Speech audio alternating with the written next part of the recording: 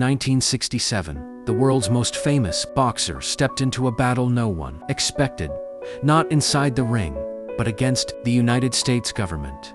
This is the true story of how Muhammad Ali, the heavyweight champion of the world, refused the Vietnam draft, lost everything, and still became a global icon of courage. By the mid-1960s, the Vietnam War was escalating. The U.S. military needed more soldiers, and draft boards across the country were reclassifying thousands of young men. America was divided, and tension was rising. In 1966, Muhammad Ali's life changed when the draft board reclassified him from 1Y, ineligible, to 1A, making him fully available for military service. This decision surprised many because Ali had previously been rejected due to low test scores. Reporters asked Ali for his reaction calmly and confidently. He explained that his religious beliefs, as a member of the Nation of Islam, prevented him from fighting in the Vietnam War. He said his faith did not allow him to take part in killing, and he had no conflict with the Vietnamese people. Soon afterward, Ali received an official draft notice, ordering him to report for military service. His legal team immediately submitted a formal request for conscientious objector status, arguing that his objection was purely religious and protected by U.S.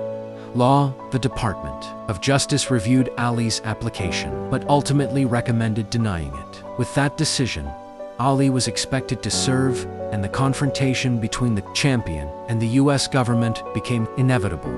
On April 28, 1967, Ali arrived at the induction center in Houston. When his name was called to step forward and take the Army oath, he stood still. His name was called again and again. 3 times, Muhammad Ali refused. Within minutes, the U.S. government filed federal charges against him for draft evasion, a serious felony, by 5 years in prison and a $10,000 fine. By the end of that same day, boxing commissions across America suspended Ali's license.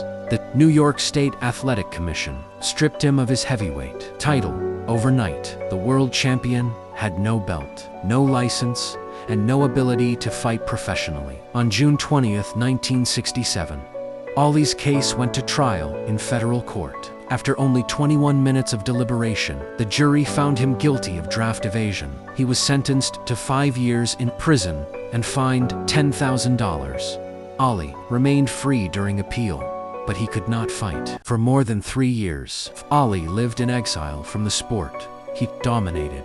He spent his time speaking across the country, sharing his beliefs, explaining his stance, and waiting as his lawyers continued to fight the case in the courts. Finally, in 1971, the Supreme Court reviewed his case. In a unanimous decision, 8-0, the court overturned his conviction, stating that the draft board had improperly denied his claim. With his name cleared, Muhammad Ali returned to boxing. He regained his championship